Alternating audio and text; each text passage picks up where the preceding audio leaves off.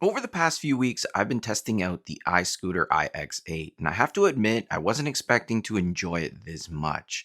This is actually the very first electric scooter I've ever ridden, so instead of comparing it to like 5 or 6 different scooters, I want to review it from my perspective of someone who's thinking about buying their first electric scooter. So in today's video, I'll show you how it performs on sidewalks, gravel, grass, and some rougher terrain. We'll also take a look at the controls and features, and I'll show you how everything works, and at the end, I'll let you know whether I think this is actually worth buying.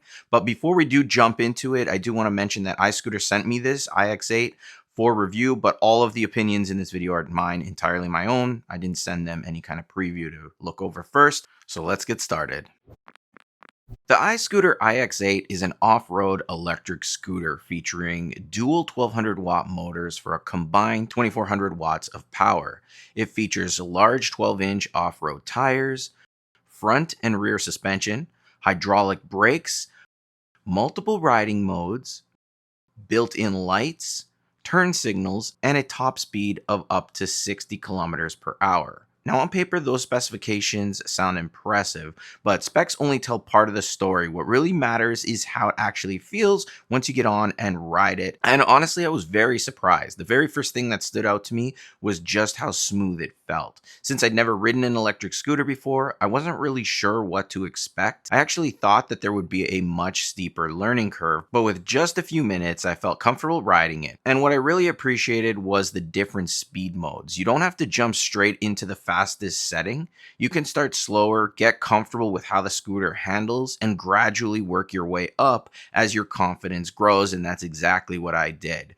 For someone like me who's completely new to electric scooters, that made that experience much less intimidating.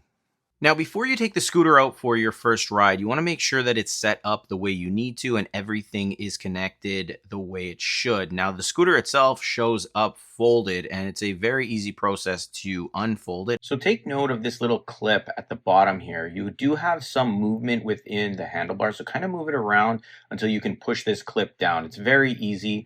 And then all you have to do is pull up the handlebars. You'll hear a click when it locks into place, and then you just want to lift up this lever to tighten the locking mechanism to avoid any movement. Once it's unfolded, screw on the handlebars. They just click right into place, and then you just screw them as tight as you would like so that they're not wobbling. Adjust the bar so it's at the height you'd like, and then make sure the tires are inflated to the correct PSI, as I'm doing here. Look at the PSI that's listed on the tire. For me, it said 35 PSI for this particular model at this particular time. Lastly, inside the box with your iScooter iX8, you're going to get a front-mounted storage bag. You can connect this to your scooter so it sits in the front. And this is where you can keep your charger, your owner's manual, as well as a toolkit, which you can use to adjust various things on the scooter or tighten any bolts that may need to be bolted on. So once you've got all of this, make sure your scooter is charged fully before you ride it the first time, and then you can hop on and enjoy. Now, the next thing that really impressed me was ride quality. Those large 12-inch tires combined with the suspension make a noticeable difference. And I rode this thing on sidewalks, gravel paths, grass, and a lot of rougher trails just to test it out, and it handled everything much better than I expected. Going over simple sidewalk cracks or uneven pavement didn't feel overly harsh, and I even rode it through some grass trails, bumps, and some potholes just to test it again, and the scooter remained surprisingly comfortable. All right, we're gonna go for a real-time ride here and see how this goes.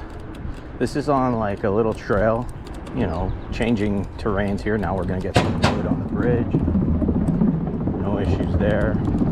Let's go over these rocks a little bit here. So we'll jump onto the grass here. You can see it'll handle the rocks. It's got power. And I'm in dual motor mode right now. And you feel the bumps a little bit, but you definitely feel the suspension kick in.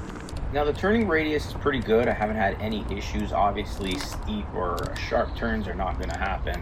You're going to really have to lean and turn at the same time, but for me as a beginner, worked great. I didn't have any issues with that. And its top speed, like I said, is 60 kilometers, and you do get a max range on the battery of 70 kilometers. So that's quite a bit of driving that you can get out of this.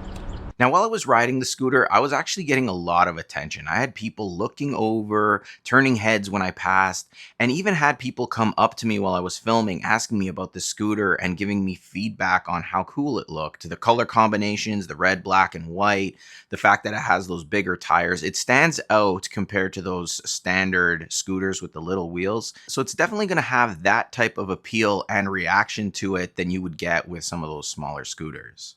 Now, if you're new to electric scooters like I was, let me quickly show you how everything works because it's actually pretty straightforward. Now, the display gives you all the important information you need while riding. This includes the current speed, your battery level, riding modes, and other ride information. The controls are laid out in a way that becomes very easy to learn just after a few minutes. You can switch between the different riding modes depending on how much performance you want. And there's a dedicated control for the lights and turn signals, which I really like because they add both convenience and visibility. Now, to make the scooter move, you're going to use the accelerator, which is on the right side, just above the brake. You have your rear brake on the right and your front brake on the left. The controls are also located on the left side. The plus and minus are for your speed modes. You have a trumpet for your horn. To activate your lights is the top button. Your power button is the circle, and the M is your dual motor switch from single to dual motor. Now, one feature I thought that was especially useful is the ability to switch between single motor and the dual motor operation. If you're simply cruising around town, single motor may be all you need. But if you want the full performance or you're tackling some steep hills or rougher terrain, switching to that dual motor gives you that extra power, which I needed on some of these trails. Charging the scooter is also very simple, and the folding mechanism is equally easy to use. This was actually another feature that impressed me. Once you fold it down, everything feels solid and secure. You're able to load it up like I did in my truck very easily, and it would also fit nicely into the back seat of a vehicle or even in some trunks if you're planning to take it somewhere to ride. Now I want to talk about what I liked the most. First, definitely the ride quality. The combination of the suspension and the large off-road tires makes it feel comfortable across a variety of different surfaces. Second is the power. Even someone completely new like myself to the electric scooter, I never felt like I was lacking any performance. And when I wanted the extra acceleration, it's there. Third, the overall build quality. Everything feels solid. Nothing feels loose or cheap. From the frame to the controls and even the folding mechanism is all gives the impression that this is built well. I also really like the lighting system where you're riding later in the evening or simply want to make yourself a little bit more visible to others. It's a feature I'm really glad that is included. And lastly, it's simply a lot of fun. Honestly, that's probably the biggest takeaway I had from testing it. Every time I took it out, I found myself wanting to ride just a little further or go somewhere even more off-road. Even my dad gave it a try and he came back with a huge smile on his face. So it's one of those products that genuinely will give you an enjoyment to use. Now, there are some downsides, obviously, with everything. Honestly, I didn't come across much that it is disliked about it, but the only thing worth mentioning is that it is not a lightweight scooter. So it's designed for higher speeds, larger tires, and all that off-road capability.